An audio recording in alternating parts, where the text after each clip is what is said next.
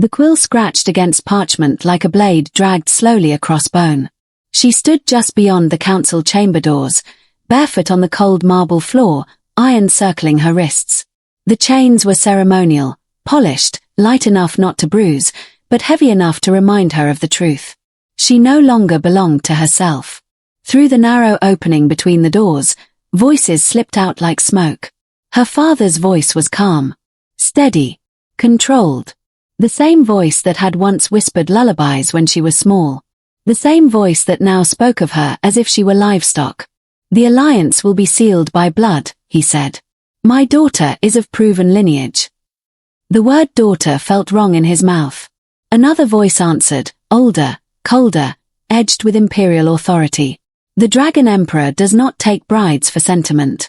She will bear an heir. That is the condition." Her breath stilled. A pause followed. Heavy. Deliberate. "And if she fails?" the counselor asked. Her heart slammed painfully against her ribs. She pressed her forehead against the stone wall, eyes closing, because she already knew the answer. "She will be returned," the voice continued. "Stripped of protection. Disgraced. The contract allows consequences." Consequences. Her father did not hesitate. Accepted. The word struck deeper than any blade. Something inside her cracked, not loudly, not all at once, but in the quiet way things break when they have been breaking for years. Bear an heir. Her hands trembled, chains clinking softly. If anyone inside heard, no one came to see. No one cared. Because she carried a secret no contract could undo. There would be no heir. The healers had discovered it long ago. Whispered words. Averted eyes. Moon after moon passing in silence, her body refusing what it had been born for. Not cursed, they said. Just, empty. Defective. Her father had ordered the truth buried, hidden beneath silk and silence. She had been useful, until now. The doors opened. Light spilled out, harsh and golden. A guard took her arm and guided her forward. She did not resist. There was nothing left in her that remembered how. The council chamber swallowed her whole. Vast and cold, banners of ancient conquest hanging like judgment from the walls. At the center lay a slab of black stone. On it rested the contract, still damp with ink. Her father stood beside it. He did not look at her. "Present the bride," a voice announced. Bride. The word tasted like ash. She was forced to her knees. Stone bit through thin fabric, grounding her in pain. She bowed her head because obedience was safer than hope. "You understand the terms," the counselor said. "You will be given to the Dragon Emperor. You will produce a male heir. You will secure the bloodline." Her fingers curled inward, nails digging into skin. "And if you fail," he added softly, "you will answer for the deception." Deception. If they knew. If any of them knew. "Yes," she whispered. The sound barely existed, but it was enough.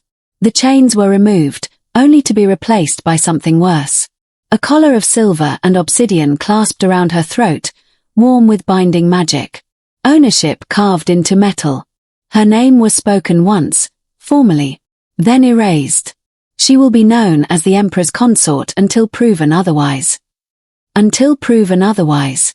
She was pulled to her feet and turned toward the eastern gates, toward the mountains where fire ruled and mercy did not. She did not look back. There was nothing behind her worth remembering. The journey passed in silence. Wheels rattled over ash-dark roads. The air grew hotter with every mile, heavier, as though the land itself watched her pass. By the time the black spires of the dragon capital pierced the horizon, her hands had gone numb. The gates opened without a sound. Inside, heat rolled like breath from a living thing. Stone towers rose like fangs. Soldiers and servants alike fell silent as she was led through, their eyes not curious, measuring. They stopped. The guards stepped aside. She felt it before she saw it. A presence. Ancient. Immovable. Like standing too close to a storm that had chosen not to strike, yet.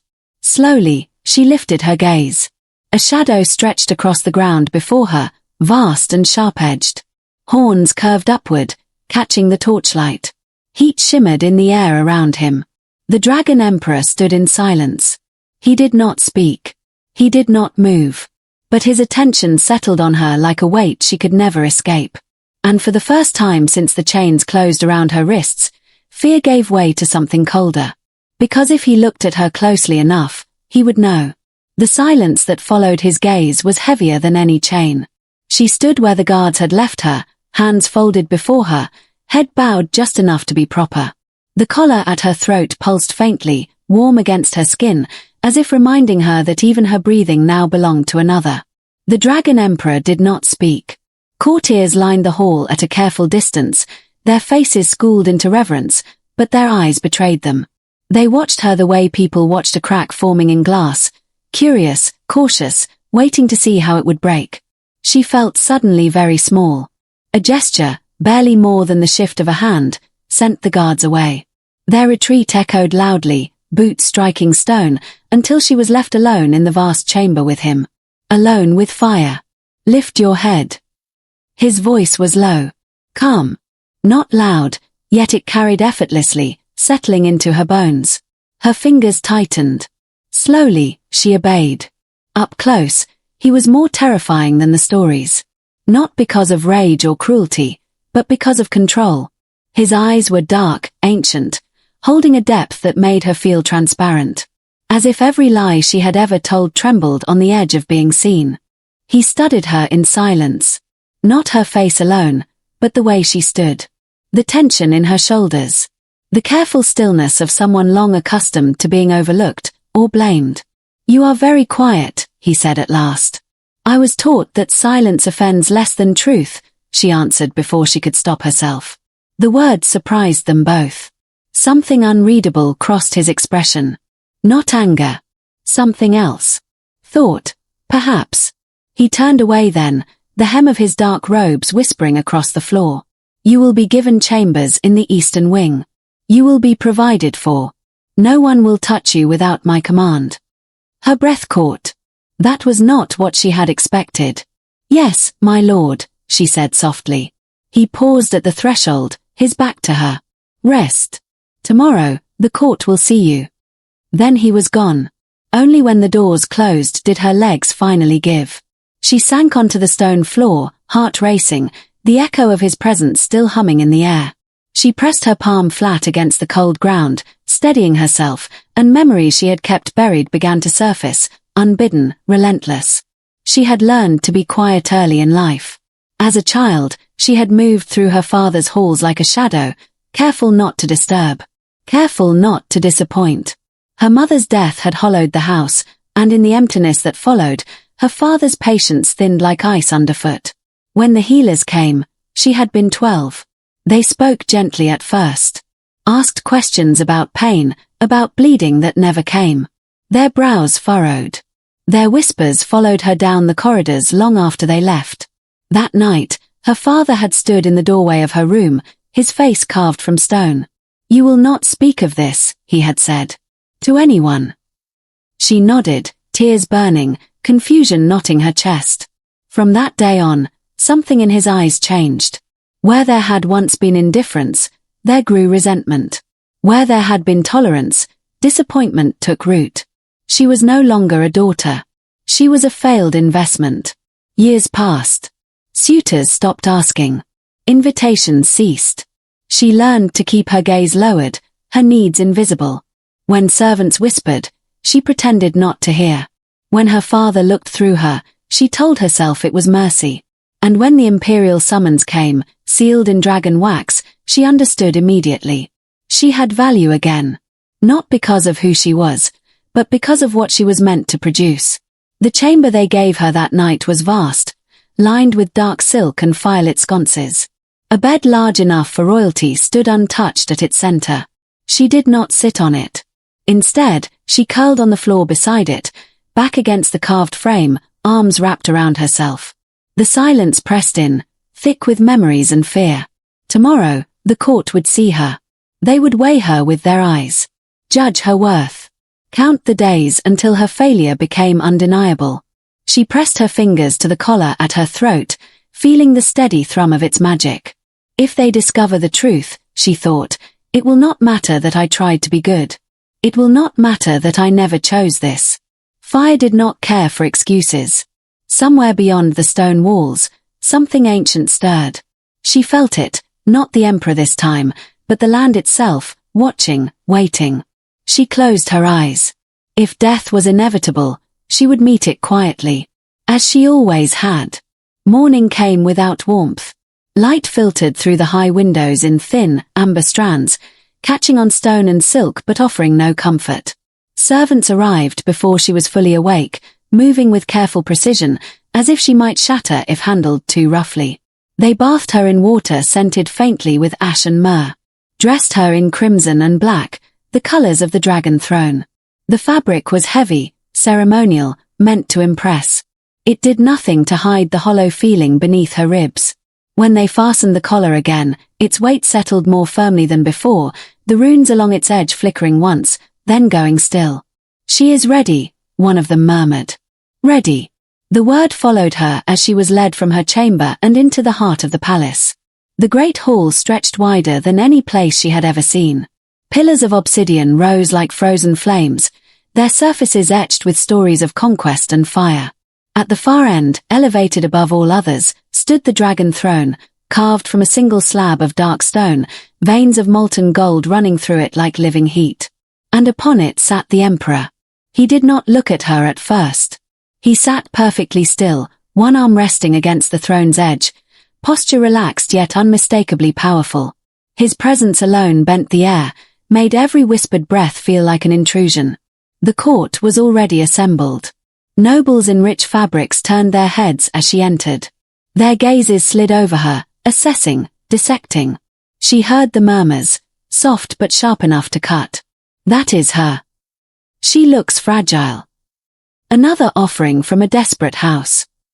A womb wrapped in silk. Her steps faltered for half a heartbeat. The escort halted her at the center of the hall. "Kneel," a voice commanded. She obeyed. Stone met her knees again, familiar now. Her hands rested in her lap, fingers folded carefully to hide their trembling. She lowered her head, eyes fixed on the floor, where heat radiated faintly from the stone itself. "Rise." The word came from above. From him. She stood slowly, lifting her gaze only as much as required. The Dragon Emperor was watching her now. His eyes held no obvious emotion, no hunger, no disdain. Only focus. As if she were a riddle laid before him, and he was deciding whether it was worth solving. Step closer. The distance between them felt suddenly vast, then unbearably small as she obeyed. Each step echoed too loudly in the cavernous hall. She stopped just short of the dais. "You were given to me as part of a treaty," he said, his voice even, measured. "Do you understand why you are here?" Her throat tightened. She nodded once. "Yes, my lord." "Speak." "I was offered to secure the alliance.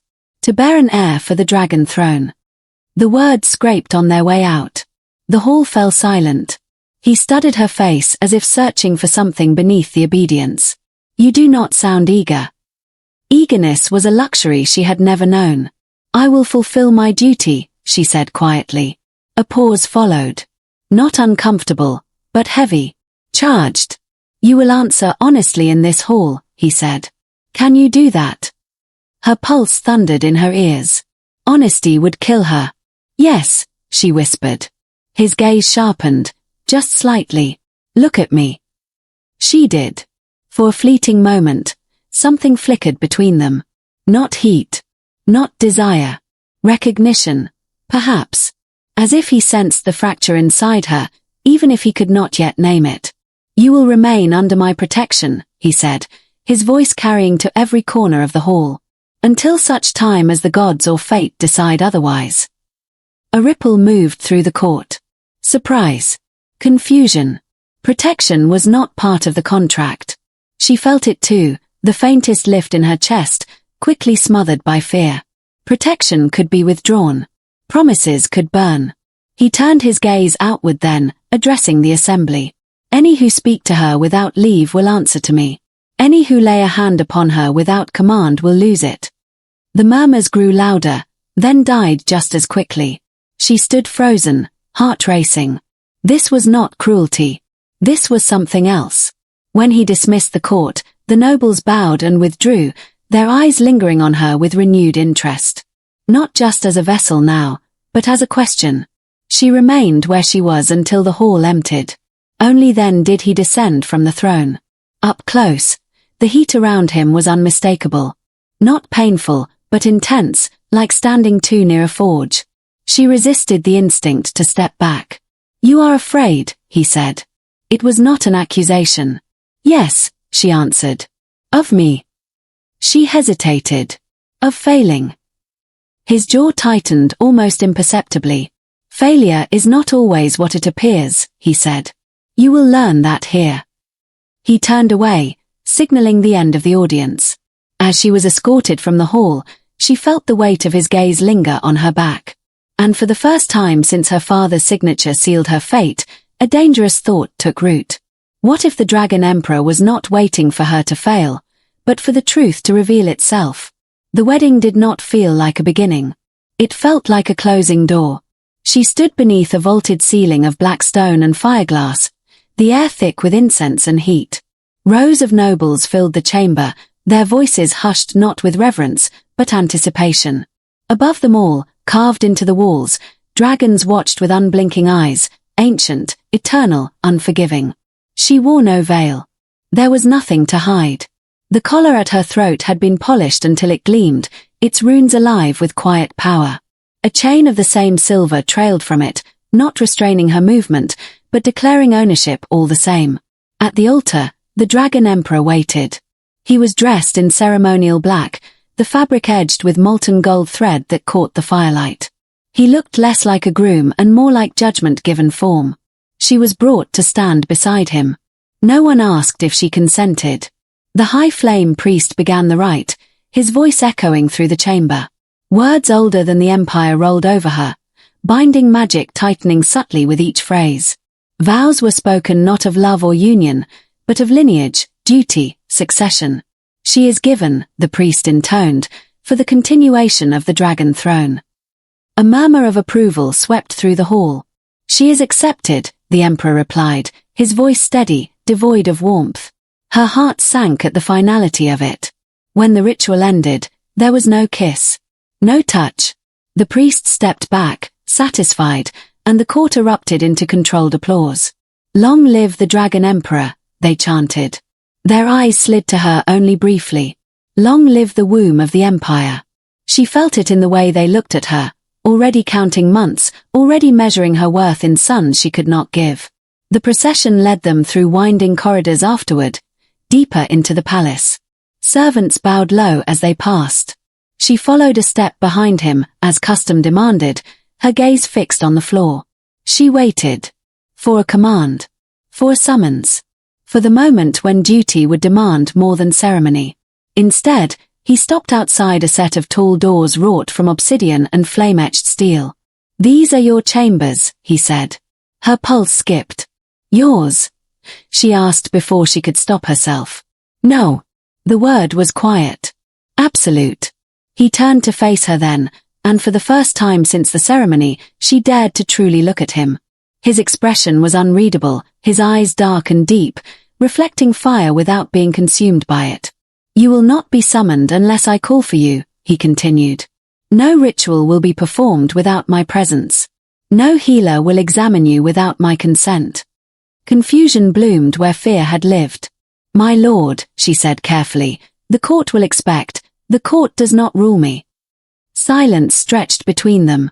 She searched his face for mockery, for cruelty, for the trap she was certain must exist. There was none. "Rest," he said at last. "You are not an object to be passed from hand to hand." The word struck harder than any insult ever had. He turned to leave. "Why?" she asked, her voice barely audible. He paused, his back still to her. For a long moment, she thought he would not answer. "Because this marriage was forged in lies," he said finally. "And I will not add another." Then he was gone. The doors closed behind her with a soft, final sound. She stood there long after, staring at the place where he had been, her heart aching with a strange, unfamiliar pain. In her chamber, she sank onto the edge of the bed, fingers gripping the heavy fabric. The room was warm, lit by low-burning firestones embedded in the walls. It should have felt safe. Instead, her thoughts raced. He had not touched her. Not once. No claiming. No inspection. No demand. Why? The court would notice. Already, she could imagine the whispers sharpening, turning from expectation to suspicion. A bride untouched was a problem. A bride who did not conceive was a threat. She lay back slowly, staring up at the dark ceiling, listening to the steady hum of the palace around her. Somewhere within these walls, the Dragon Emperor walked alone, carrying the weight of an empire that demanded heirs. And somewhere beneath her ribs, a dangerous hope stirred, quiet, fragile, and forbidden. Because if he did not intend to use her, then perhaps he saw her as something more than a womb. Or perhaps he was simply waiting, for the moment her failure became impossible to ignore. Time did not move gently in the Dragon Palace. It pressed. It watched. It waited. Each morning, servants arrived with careful smiles and careful questions. Had she slept well? Did she feel strong? Was there any discomfort they should report? Their politeness carried an edge sharp enough to draw blood. She learned quickly how to answer. Yes. No. I am well. Even when she was not. The days were marked by bells and rituals she was not permitted to attend. She watched from behind lattice screens as other consorts passed through the inner courtyards, their laughter soft, their eyes sharp with ambition. None spoke to her directly. They did not need to. She was the emperor's bride. And yet untouched. The palace healers came on the 7th day. They arrived in crimson robes, their hands stained with herbs and ash. The eldest among them bowed low, but his eyes were calculating. It is time to prepare the empress's body, he said. Her stomach clenched. I am not unwell, she replied quickly. Too quickly. Preparation meant examinations. Tonics. Rituals meant to awaken fertility, to coax life from even the most reluctant womb. A lie could not survive their hands. I have been instructed to rest, she said, lowering her gaze. The emperor commanded it. The healers exchanged glances. We will return when the emperor gives leave, the elder said, though suspicion lingered in his voice. When they were gone, her legs trembled so badly she had to sit. That night, she did not sleep. She lay awake listening to the crackle of firestones, every sound echoing like footsteps toward her doom. The truth pressed against her chest, heavy and suffocating. Infertility was not simply a failing here. It was treason. To stand in the Dragon Palace, bound by treaty, wearing the collar of an imperial bride, while incapable of producing an heir, such deception demanded punishment. Fire was the cleanest answer. On the 10th day, a message arrived. A fertility rite had been scheduled. Her vision blurred as she read the seal. She did the only thing she could think to do. She feigned illness. Her voice shook as she spoke to the steward, her skin damp with carefully induced fever. I am dizzy. I cannot stand. The palace moved quickly. Healers were summoned again, murmuring among themselves as they checked her pulse, her temperature. They frowned, unconvinced, but protocol demanded caution. She must be watched, one said. The rite can be delayed. Delayed. Not cancelled. Each delay bought her hours. Nothing more. By the 3rd night, exhaustion pulled her under despite her fear. She dreamed of flames curling around her wrists, of her father's face watching without expression as fire consumed her lies. She woke to a shift in the air. The firestones dimmed. Footsteps sounded beyond the chamber doors. Slow, deliberate, unmistakable. Her breath caught. The doors opened. The Dragon Emperor entered without ceremony, his presence filling the room like heat before a storm. His gaze swept over her, taking in the pale flush of her skin, the way she pressed the blankets to her chest. You have been avoiding the healers, he said. It was not a question. I am unwell, she whispered. He stepped closer. Not touching. Never touching. But close enough that the warmth of him settled into her bones. Look at me. She obeyed. His eyes searched hers, deeper this time. Not just observing, listening. As if he were attuned to something beneath her words. You are afraid, he said quietly. Yes. Of the rites. Her silence answered for her. He straightened, jaw tightening. They will not perform them. Relief surged so fast it made her dizzy. My lord, I have postponed the ceremony indefinitely. The words barely felt real. But the council will answer to me. He turned away, his hands curling briefly at his sides, as though restraining something fierce and dangerous. Rest, he said again. No one will come for you tonight. When he left, the chamber felt colder without him. She lay back slowly, heart racing, her fingers pressed to her collar. He had intervened. Not loudly. Not publicly. But deliberately. She did not know why. She only knew that for the first time since arriving in the Dragon Empire, the fire had not moved closer. And that frightened her almost as much as it comforted her. Because protection was not mercy. It was a choice. And she did not yet understand what that choice would cost. The palace noticed. It noticed the way the fertility rites remained unspoken. The way the healers no longer crossed her threshold. The way months did not pass, yet no announcement was made. Whispers sharpened in the corridors like knives being tested. A bride untouched was an insult. A womb unused was a threat. She felt it in the way servants lingered too long when delivering meals, in the way guards exchanged glances when she passed. Respect was giving way to suspicion. And suspicion, in the Dragon Empire, was never patient. The summons came at dusk. Not from the emperor. From the court. She was escorted to a smaller hall, its ceiling lower, its fire dimmer, the air tight with expectation. Several nobles were already gathered, their expressions carefully neutral. You have failed to fulfill your duty, one of them said, wasting no time. The emperor has been restrained. But restraint does not excuse negligence. She bowed her head. I have obeyed every command given to me. Obedience is not enough, another replied. The bloodline waits. Their eyes flicked toward the doors behind her, as if daring the emperor to contradict them. He did not come. She was dismissed with a warning, polite, veiled, lethal. That night, fear drove her where dignity could not stop her. She went to him. The corridors leading to the inner chambers were empty, the firestones dimmed to a low glow. No one tried to stop her. Perhaps they were curious. Perhaps they already sensed the breaking point approaching. She stood before his doors for a long moment, heart pounding, hands clenched in her sleeves. Then she knocked. Silence. She knocked again, softer this time. The doors opened without sound. He stood within, unarmored, dressed simply in dark fabric that clung to the lines of his power rather than announcing it. Firelight traced the sharp planes of his face, the horns at his temples casting long shadows across the wall. You should not be here, he said. I know. Her voice trembled, but she did not retreat. They are watching, she continued. They are waiting for you to act, or for me to fail. His gaze darkened. I am aware. She stepped closer, every instinct screaming at her to stop. Then let me do what I was brought here to do.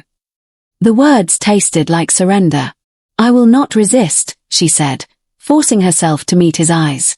I will not ask for kindness. If it will silence them, if it will protect you. She reached for the fastening at her collar, fingers shaking. Stop. The command was sharp. Not loud. Final. Her hand froze. In a single step, he was before her, not touching, but close enough that the air between them burned. His eyes blazed now, not with desire, but with something far more dangerous. Do you think this is about want? He asked quietly. Do you think I lack control? She swallowed. Then why? The question broke from her before she could stop it. Why won't you touch me? For a moment, he said nothing. Then his hand lifted, not to claim, not to command, but to rest against the stone wall beside her head, trapping nothing but the space between them. Because I will not turn you into a sacrifice, he said. Her breath hitched. You were given to me as a solution, he continued, voice low, controlled with visible effort. As an object meant to erase a problem. And I refuse to become the blade they use. Tears burned behind her eyes. But if you don't, they will come for you, he finished. Yes. Silence stretched, taut as a drawn bow. She laughed softly then, a sound stripped of humor. They will come for me either way. His jaw tightened. For the first time, she saw anger crack his composure, not directed at her, but at the world that had shaped her into someone willing to offer herself so completely. He stepped back. "You may leave," he said. She nodded, shame and relief tangling painfully in her chest. At the door, she paused. "My lord," she said without turning. "If you had asked, I would have endured it." "I know," he replied. That, somehow, hurt the most. She returned to her chamber hollowed out, her heart aching with a strange, unbearable mix of gratitude and grief. He had refused her. Not because she was unworthy, but because he saw too clearly the cost of what she was being forced to give. And somewhere deep beneath the fear and the lies, a fragile bond took shape, unspoken, unclaimed, and already in danger. Because the court would not wait forever. And when they moved next, they would not ask permission. The summons came at dawn. Not carried by a servant. Not softened by protocol. It rang through the palace like a verdict. She was taken from her chamber without ceremony, her hands bound this time, not with silver and runes, but iron. Cold. Unforgiving. The collar at her throat pulsed faintly, as if sensing the shift in her fate. They did not tell her where they were taking her. She knew. The assembly hall loomed larger than she remembered, its doors thrown wide to welcome the gathered court. Nobles filled the tiers, their voices low but eager. This was not a council. This was an audience. She was forced to her knees at the center of the floor, the stone biting sharp and familiar. Her gaze stayed lowered, but she felt the weight of hundreds of eyes pressing down on her. The Dragon Emperor was there. He stood beside the throne, not seated upon it, his posture rigid. His expression was carved from stone, controlled, distant. If she had not learned to read silences, she might have missed the tension coiled beneath his stillness. A figure stepped forward from the crowd. The court alchemist. His robes were pale, his hands stained with old ink and bitter herbs. In his grasp was a sealed scroll. "By the authority of the Elder Council," he announced, "we bring forth evidence of deception." Her heart stuttered. "She was sent to us as fertile," he continued. "Capable. Whole. Yet months have passed, and no signs have manifested. No rites have borne fruit." Murmurs rippled through the hall. "We petitioned for examination," he said, his gaze cutting toward her, "and were denied." All eyes turned to the emperor. His jaw tightened, but he did not speak. The alchemist broke the seal. "Records recovered from her father's estate," he said, voice ringing with satisfaction. "Healer notes. Suppressed. Hidden." Her breath left her in a silent gasp. "She is barren." The word struck like a blade. A collective inhale swept the hall, followed by whispers that rose too fast, too loud. Treason. Fraud. She endangered the bloodline. She should burn for this. She bowed forward instinctively, hands pressing to the floor, as if she could make herself smaller, quieter, less offensive to their outrage. "This deception threatens the very foundation of the dragon throne," the alchemist declared. "By ancient law, such betrayal demands punishment." Her shoulders shook. She waited for the emperor's voice. For his command. His protection. Anything. Silence answered her. She lifted her head just enough to look at him. His eyes met hers, dark, unreadable, bound by something invisible yet absolute. Ancient law. She understood then. This was the line he could not cross. The emperor has remained silent, the alchemist pressed, emboldened. Does he deny the charge? Every breath in the hall was held. Slowly, the dragon emperor straightened. "The law is clear," he said at last, his voice steady and cold. "Until judgment is passed, I may not intervene." The words shattered what little hope she had left. Tears blurred her vision, but she did not cry out. She would not give them that. "Then let judgment proceed," the elder council proclaimed. Chains closed around her arms again, heavier this time, biting into skin. She did not resist as she was dragged to her feet. As they pulled her away, she looked back once more. Not at the court. At him. For a single heartbeat, his control slipped. She saw it then, The fury banked behind his eyes, the promise of fire restrained by will alone. It did not save her. The doors slammed shut behind her, sealing her fate in stone and silence. She was thrown into darkness beneath the palace, the air cold and damp, the floor unforgiving beneath her knees. As the chains locked into the wall, the truth settled fully in her chest. He would not come. He could not. And she was alone. Above her, the Dragon Empire roared on, unaware that the woman they had condemned still carried something far more dangerous than infertility. She carried the Emperor's restraint. And when that restraint broke, fire would follow. Darkness was absolute. The walls around her absorbed every flicker of light, every whisper of movement. Only the faint hum of the palace above reminded her that the world still lived beyond these stones. She sank to the floor, knees drawn to her chest, chains biting into her wrists. Cold stone pressed against her back, unyielding. The air smelled of ash and damp, of old fires long extinguished. She did not cry. She could not. Memories rose in waves, memories she had buried beneath duty and fear. Her father's signature. The contract that had traded her life for his ambition. The soft words of the healers, careful and hushed, warning her long ago.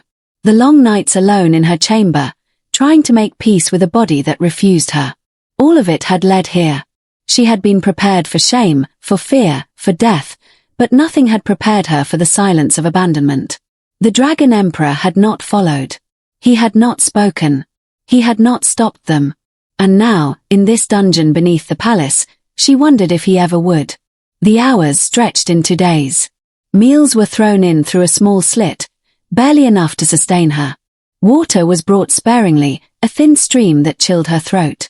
She counted time by the scrape of boots on stone, by the echoes that carried no comfort. She had no name now. Only the consort. Only the failed vessel. And yet, even here, in the deepest pit of despair, memories of him lingered. The way he had refused her. Not in disgust. Not in dismissal. But in control. The way his gaze had pierced through the lies she had hidden from the world. The rare words of protection he had spoken, even when he was compelled to stand silent in court. Those moments, fragile as they were, became her lifeline. Sometimes, when the corridor outside grew still, she pressed her palm against the wall and imagined him there, guarding, waiting, restraining not just himself but the fury she could feel simmering beneath his calm. The council set the execution date. She learned it in the small hours of the morning, brought by a messenger who dared not meet her eyes. The words fell like a hammer, the traitor to the bloodline shall be purged by fire at the next full moon. The knowledge did not terrify her. Not yet. She had spent her life fearing things far less certain than death. Instead, a hollow rage began to build. The injustice, the betrayal, the cruel laughter of fate, all of it coiled within her like a living thing. She pressed her forehead to the cold stone, imagining a fire that would burn not her, but the walls of the empire itself, if only she could reach it. At night, she dreamed of him. Not as an emperor or judge, but as the man who had refused to take her in because he saw the cost of what the world demanded. She saw his eyes dark with fury, jaw clenched against the injustice of law, yet restrained by duty. She woke each morning to find the chain still biting, the cold still pressing in, but the ember of hope stubbornly alive. Unseen, he had begun to act. Small things at first, whispers in the halls, minor delays in preparation for the execution, but she did not know. Could not know. She imagined his presence only in fleeting shadows, in the fleeting memory of his calm control. She counted the nights until the full moon. She would die if the council decided so. But in her chest, a defiance grew, fueled by the memory of restraint. He had chosen to resist the empire for her once. And even if she could not see it, perhaps that choice had only just begun. Alone beneath the palace of fire, she realized she had not yet been broken. And when the emperor finally moved, when the law and tradition clashed with something stronger than fear, the world above would burn in revelation. For now, she endured. And in endurance, she waited. The council had expected obedience. They had expected her silence. They had expected her chains, her fear, her whispered pleas for mercy. They had not expected him. When the morning light cut through the windows of the elder council chamber, the air itself seemed to shift. Candles flickered, not from wind, but as if the room recognized a change in power. The Dragon Emperor entered alone, his robes dark as night, horns catching the faint light, eyes burning with a calm that made every noble present shrink slightly in their seats. He did not sit. He did not bow. He simply stood, and the room trembled under the weight of his presence. "The woman you condemn," he said, voice smooth, unwavering, "is not a traitor. She is not a vessel of deceit. She is a human being, bound by contracts forged in fear, sold as an object when she deserved choice." A murmur ran through the council. "Silence," he commanded, and the room obeyed. The eldest councillor rose, voice sharp and thin. "Your Majesty, law is law. The dragon throne requires heirs. The bloodline does not demand cruelty." His words fell like hammers. "You speak of tradition as if it were justice. You speak of law as if it were infallible. And yet you would burn a soul alive because she cannot give you what you insist she must." Every noble in the room shifted. Some pale, others tightening their fists. The Emperor's calm control radiated like fire behind a frozen mask, and even the most seasoned councillor felt the heat of his wrath. "She will not die," he continued, stepping closer. "And if the law refuses to see that she is innocent, then the law must change, or crumble under its own corruption." A heavy silence followed. The council could not move. They could not speak. They could only watch as the Emperor's voice carved through centuries of unchallenged tradition. "Dragon heirs are not born. They are chosen," he said, voice lowering, each word deliberate, striking. "I speak from knowledge. My mother was infertile, yet her strength shaped me.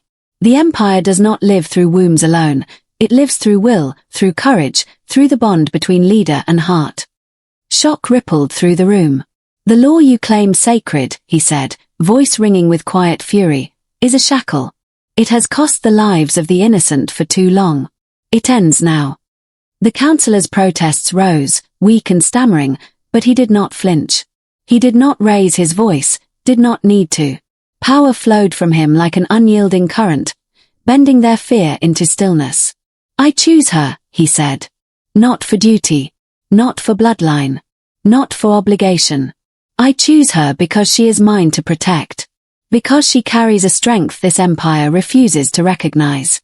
And if any among you challenges me, know that I will defend that choice, even against all of you." Whispers became silence. Silence became tension thick enough to choke on. He did not pause. Let the execution be cancelled. Let the council record her innocence.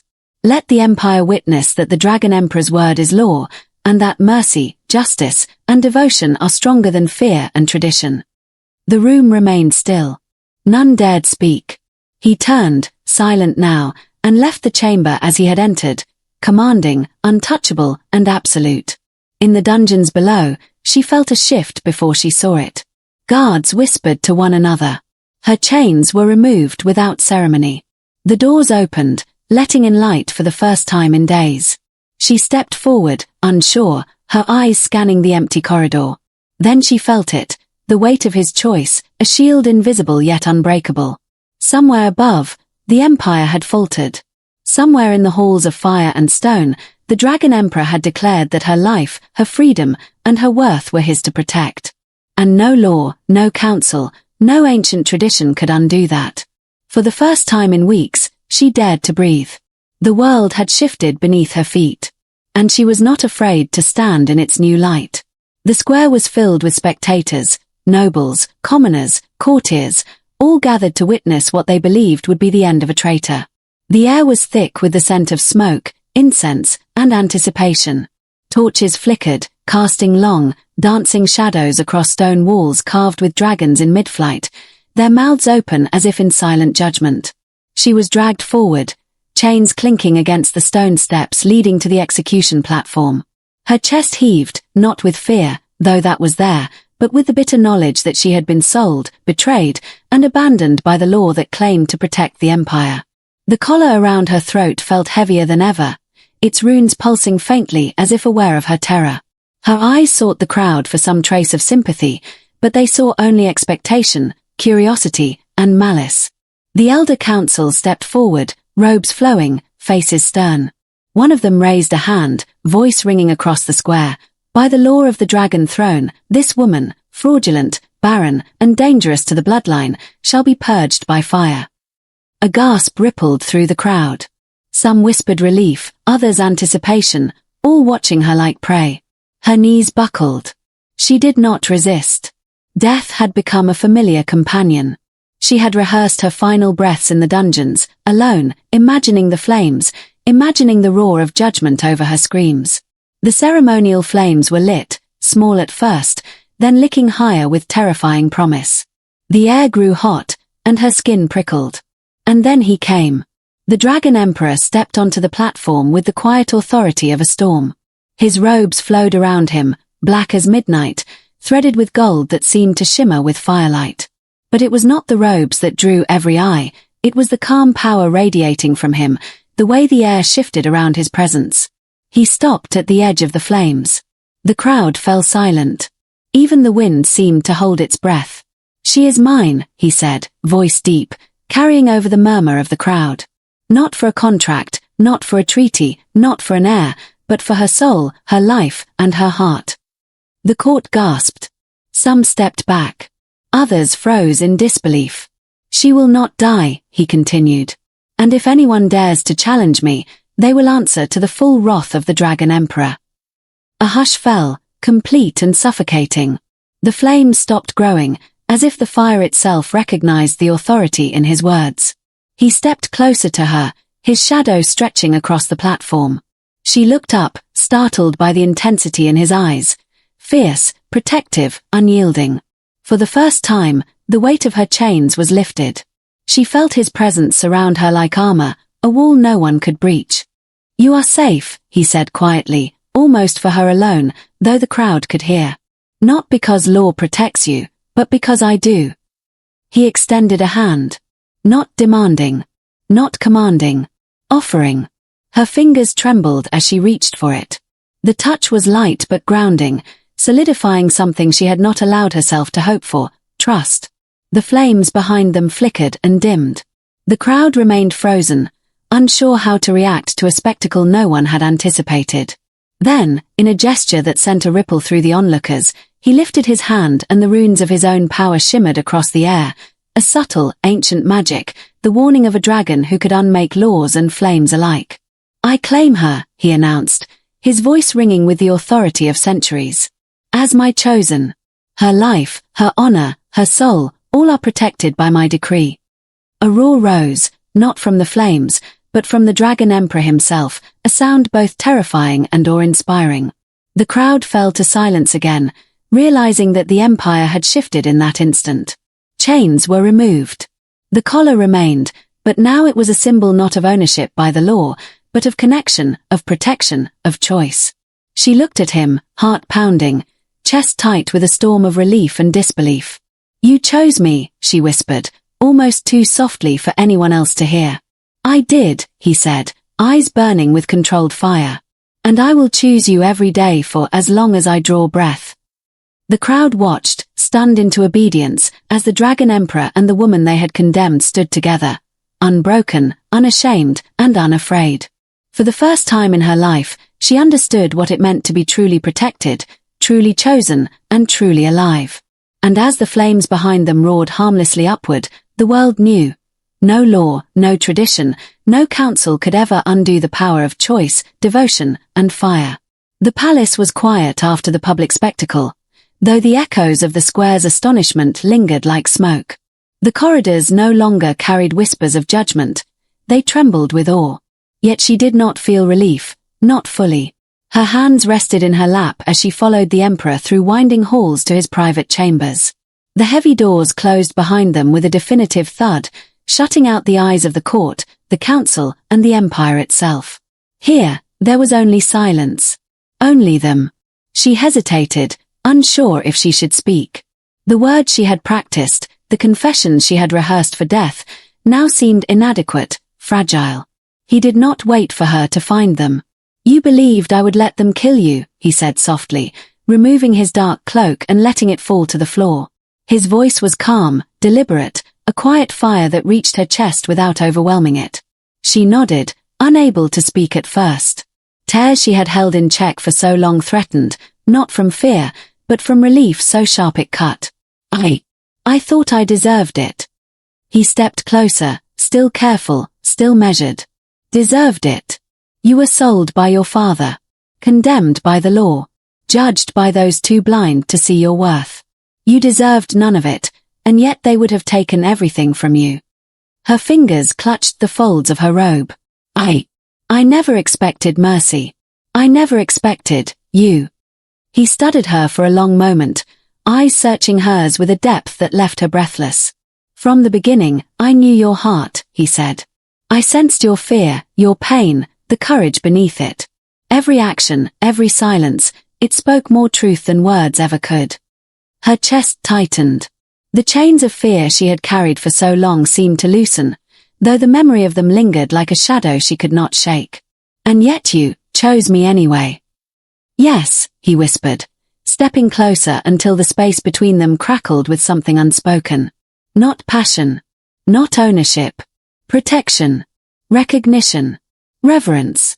She could feel the warmth of him without his hand touching her, the presence of someone who would never allow harm to come to her again. And for the first time, she allowed herself to breathe without restraint, to imagine safety as something tangible. I never asked for anything, she admitted, voice trembling. I expected only judgment, perhaps cruelty, never kindness, never this. He reached out then, lightly, fingertips brushing the edge of her jaw, careful, measured, reverent. Not claiming, not demanding, offering. Love is not always loud, he said. It does not always demand. Sometimes, it waits. Sometimes, it shields quietly, patiently, until the one it protects can trust it. That is what I offer you. Her eyes filled. She had lived a lifetime of being unwanted, overlooked, rejected.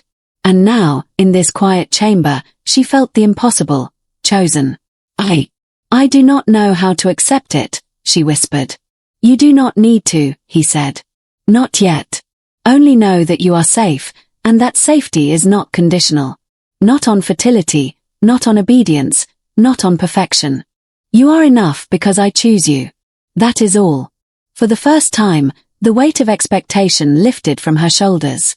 She felt tears slide freely down her cheeks, unashamed, unguarded. He did not flinch. He did not speak. He simply stayed, a silent pillar of strength beside her.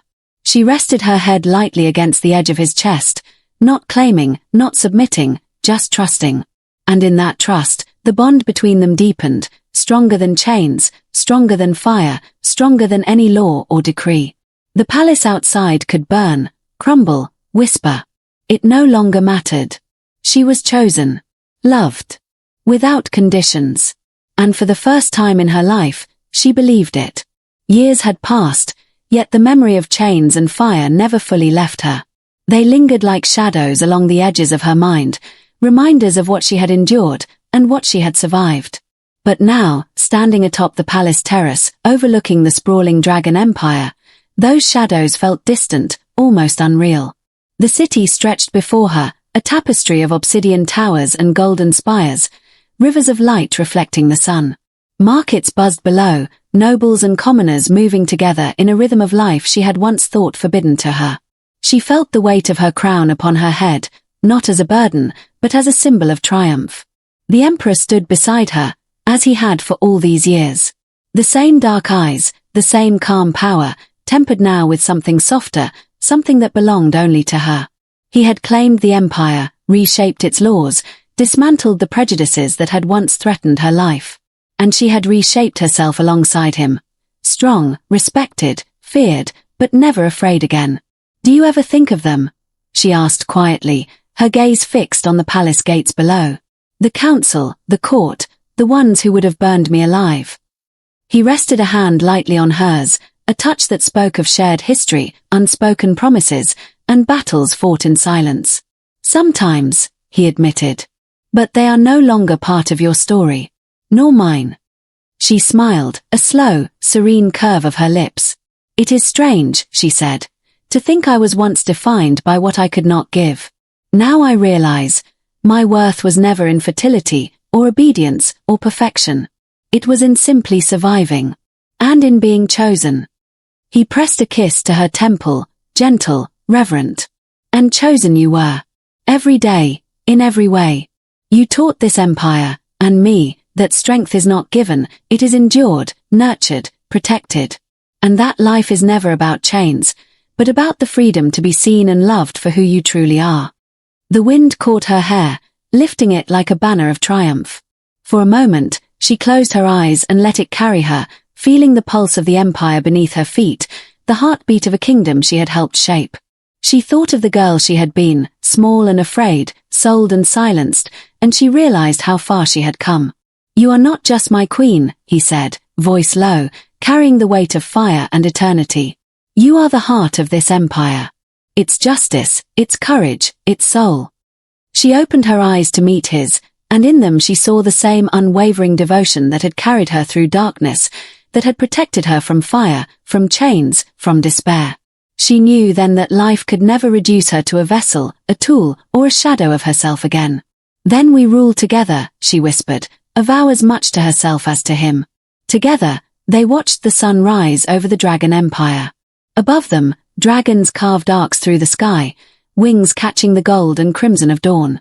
They circled freely, untamed, unbound, symbols of a world remade, of laws rewritten, and of a life claimed not by fear, but by love, devotion, and choice. For the first time, she felt the full measure of her life, unbroken, unashamed, and immeasurably free. She was not just the bride of the Dragon Emperor. She was his queen. She was herself. And she had never been meant to bear chains. The empire roared below, alive and vibrant, yet it no longer threatened her. Because she had survived, endured, and been chosen, and in that choice, she found the ultimate power, the freedom to define her own destiny. Her hand found his. Fingers intertwined. No chains, no contracts, no whispers of judgment.